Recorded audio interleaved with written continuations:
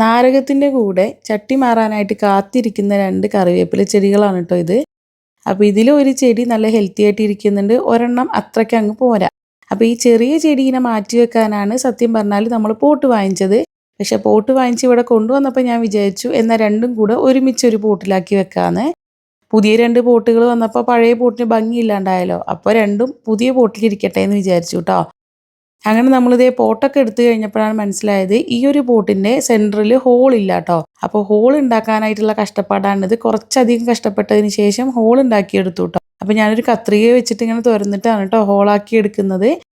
ഇതിലെ ഹോള് ചെറുതായതുകൊണ്ട് നമുക്ക് കല്ലൊന്നും ഇട്ട് കൊടുക്കേണ്ടി വന്നില്ല കേട്ടോ. ഇനി ഇതിലേക്ക് ഒട്ടും പിശുക്ക് കാണിക്കാതെ ഒരു ചാക്ക് മണ്ണ് ഫുള്ളായിട്ട് ഞാൻ കൂട്ടി കൊടുത്തിട്ടുണ്ട് കേട്ടോ.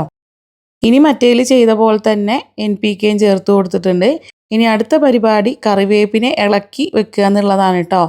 ആദ്യം ഞാൻ ഈ ചെറിയ ചട്ടിയാട്ടോ എടുത്തത്. ഈ ചെറിയ ചട്ടി വലിയ കുഴപ്പമുണ്ടായിരുന്നില്ല. 2 തട്ടും മുട്ടൊക്കെ കൊടുത്തു കഴിഞ്ഞപ്പോൾ പെട്ടെന്ന് തന്നെ ഇളക്കിയെടുക്കാനായിട്ട് പറ്റിയിട്ടോ. ഇത് ഇളക്കിയെടുത്ത പോലെ തന്നെ അടുത്ത ചട്ടിയും ഇളക്കിയെടുക്കുക എന്നുള്ള ഒരു പ്രതീക്ഷയിൽ ഞാൻ മറ്റേ ചട്ടിയും കൂടിയൊക്കെ നീക്കി വെച്ച് കുറേ തട്ടും മുട്ടൊക്കെ കൊടുത്തു. പക്ഷെ ഒരു കാര്യം ഉണ്ടായില്ല കേട്ടോ. ചട്ടിക്ക് നല്ല ഉറപ്പുള്ളത് കൊണ്ട് ചട്ടി പൊട്ടിയില്ല കേട്ടോ. ഞാൻ കുറേ തിരിച്ചും മറിച്ചൊക്കെ ഇട്ട് അങ്ങോട്ടും ഇങ്ങോട്ടൊക്കെ ഇളക്കി ഷവല് വെച്ച് അകത്തൊക്കെ ഇങ്ങനെ ഇതേപോലെ കുത്തി കൊടുക്കുകയൊക്കെ ചെയ്തു കേട്ടോ. എന്നിട്ട് പിന്നെ അവസാനം ഷവല് വെച്ച് തന്നെ തിക്കിയിട്ട് അതിനെ എടുത്തു കേട്ടോ. ഈ 2 ചെടികൾക്കും ഒരു 4-4.5 വർഷം പഴക്കമുള്ള ചെടികളാണ് കേട്ടോ. ഞാനിതിങ്ങനെ വെട്ടി നിർത്തിയിട്ടാണ് കേട്ടോ ഇങ്ങനെ ചെറുതായിട്ട് നിൽക്കുന്നത്. ഇനി അതിൻ്റെ ചോട്ടിൽ നിറയെ മണ്ണിട്ട് കൊടുക്കാം. അപ്പോൾ ഞാൻ ഈ പഴയ ചട്ടിയിലുള്ള മണ്ണ് തന്നെയാണ് കേട്ടോ കോരി ഇട്ട് കൊടുക്കുന്നത്. ഈ ഒരു ചട്ടിയിൽ ഇപ്പോൾ ആവശ്യത്തിന് മണ്ണായിട്ടുണ്ട് കേട്ടോ. കറിവേപ്പിന് ഒരു കേടുപാടും പറ്റിയിട്ടില്ല എന്നുള്ളൊരു പ്രതീക്ഷയോടെയാണ് കേട്ടോ ഞാൻ കറിവേപ്പൊക്കെ പറിച്ചെടുത്തത്. പക്ഷേ നോക്കുമ്പോൾ ഇതാ ഒരു പീസ് പുറത്ത് കിടക്കുന്നുണ്ട്. അപ്പോൾ ഇതിന് ചെറിയൊരു വേരും ഉണ്ട് കേട്ടോ. അപ്പോൾ എന്നാൽ ഇതും കൂടി ഇതിൽ നട്ട് വെക്കാമെന്ന് വിചാരിച്ചു. അങ്ങനെ കറിവേപ്പ് സെറ്റായിട്ടുണ്ട്. അപ്പോൾ ബാക്കിയുള്ള മണ്ണ് നമ്മൾ നാരകത്തിനും കൂടെ ഇട്ട് കൊടുത്തിട്ടുണ്ട് കേട്ടോ. ചെടി നടൽ കഴിഞ്ഞാൽ അടുത്ത പണി വൃത്തിയാക്കലായതുകൊണ്ട് ബാക്കിയുള്ള വേസ്റ്റൊക്കെ ഞാൻ കൊണ്ടുപോയി കളഞ്ഞു. അതേപോലെ നല്ല സാധനങ്ങളും ബാക്കിയുള്ള മണ്ണും ഷവലും അങ്ങനത്തെ ബാക്ക് യാർഡിലേക്ക് കൊണ്ടുപോയി വെച്ചു കേട്ടോ.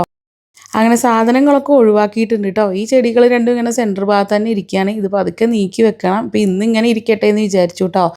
ഇവിടെയൊക്കെ അടിച്ചു വരാനായിട്ട് ചെറുതായിട്ടൊരു മടിയുള്ള കാരണം ഞാൻ എളുപ്പപ്പണി സെലക്ട് ചെയ്തു. മൊത്തം വെള്ളം ഒഴിച്ച് കഴുകാമെന്ന് വിചാരിച്ചു കേട്ടോ. എന്തായാലും ഇവിടെ വെള്ളം ഒഴിച്ച് കഴുകണം. അപ്പോൾ പിന്നെ അടിച്ചു വാരി നമ്മൾ വെറുതെ ടൈം വേസ്റ്റ് ആക്കണ്ടല്ലോ. അങ്ങനെ മൊത്തം ഒന്ന് വെള്ളം ഒഴിച്ച് കഴുകി ചെടികളെല്ലാം നനച്ചു കേട്ടോ. മണ്ണിലുള്ള ചെടികൾക്കൊക്കെ ഒന്ന് ആവശ്യത്തിൽ കൂടുതൽ വെള്ളം കിട്ടിയിട്ടുണ്ട് കേട്ടോ നമ്മളിവിടെ കഴുകി വിട്ടതുകൊണ്ട്. കൂടുമാറിയ നാരകച്ചെടിക്കും കറിവേപ്പിനും നല്ല പോലെ വെള്ളം നനച്ച് കൊടുത്തു.